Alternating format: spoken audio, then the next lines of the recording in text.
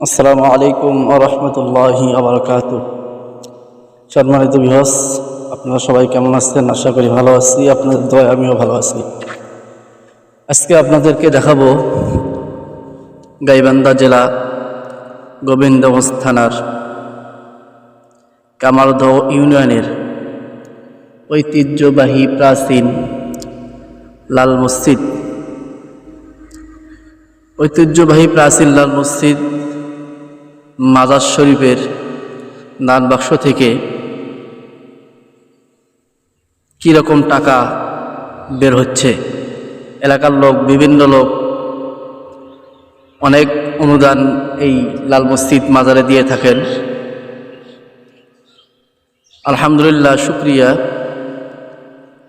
এই টাকা দিয়ে আমরা আমাদের মসজিদের মাজারের দান বাক্সের কাজ সবসময় করে থাকি।